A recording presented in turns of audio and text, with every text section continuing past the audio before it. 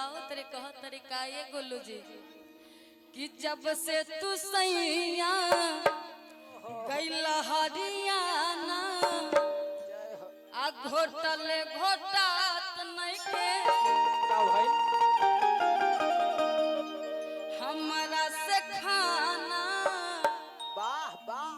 जब वो गाते तो हम चुप रहते हैं, बीच में नहीं टोक टाक करते हैं। सही बात। काहे छोड़ गइला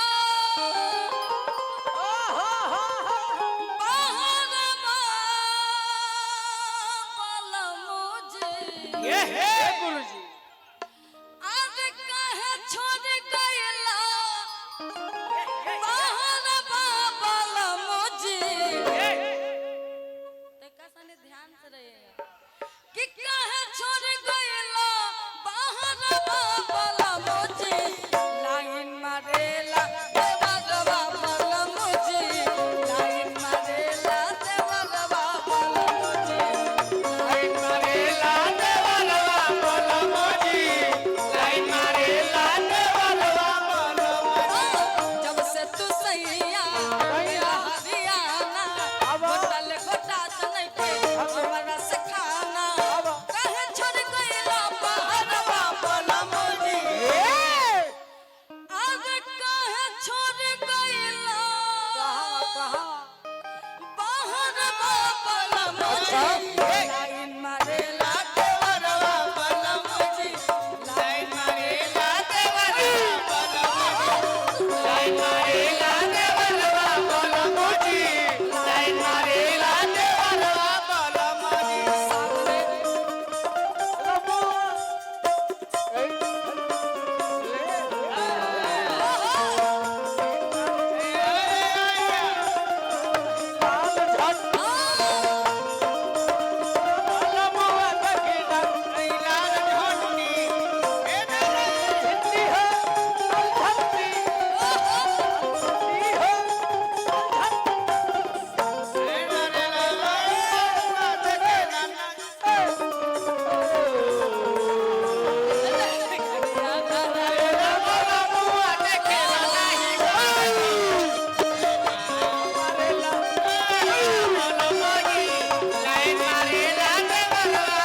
बाकी औरत बड़ी सुंदर भाव में बताओ तारी कहत रे बाकी उससे पहले के लाइन कहना चाहेंगे मनोज भैया।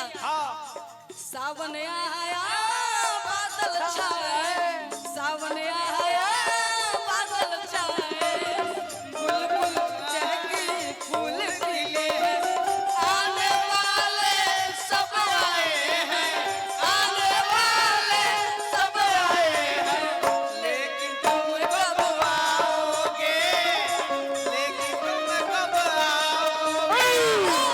लाइन मारेला देवलवा बोला मोजी, लाइन मारेला देवलवा बोला मोजी। औरत बड़ी सुंदर भाव में नोखा बाबा जी आराम से आराम से। और कहत तरीका का कहता रही है? ढेक चलावत में डाले लपाजा, रावत में देवे लगारी, देवे लगारी हो देवे लगारी, जल्दी से गाड़ी धके घरे तू आजा। देवे लगारी, सब में देवे लगारी, ढेक चलावत में डाले लपाजा, जल्दी से गाड़ी रावत में धके देवे लगारी। लाज की जान नहीं बची है राजो।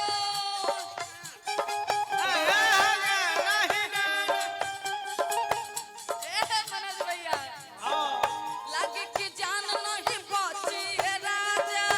लगती जान नहीं बोती है राजा, लुटली एक दिन जवानिया के माजो।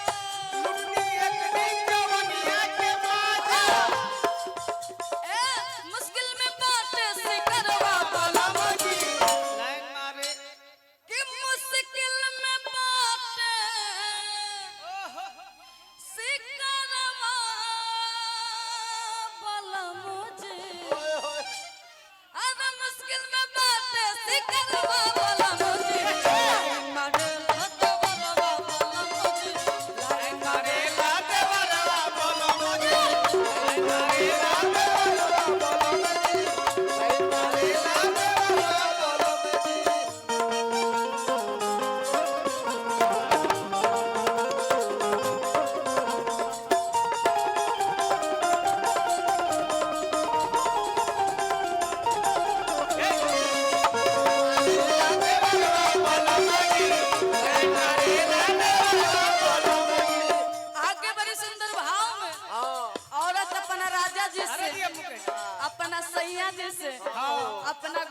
पिया जी से और ऐसे कहो तरीका ए गोलू देवर जी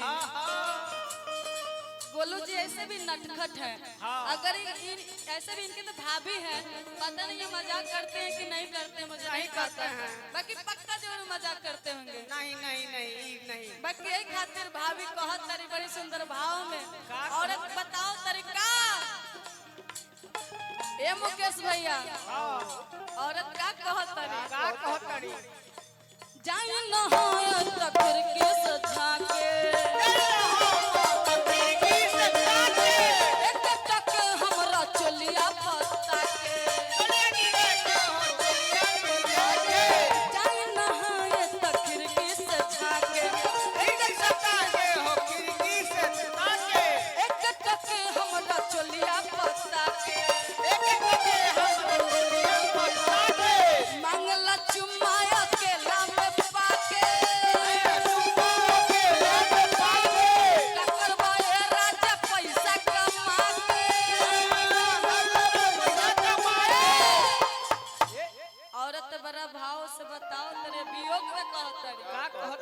कि जाए नहाए तो खिड़की से झाके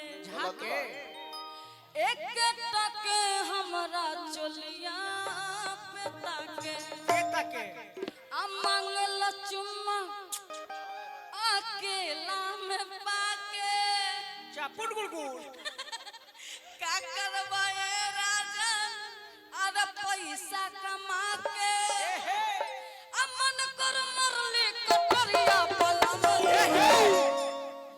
अरे मन कर मरले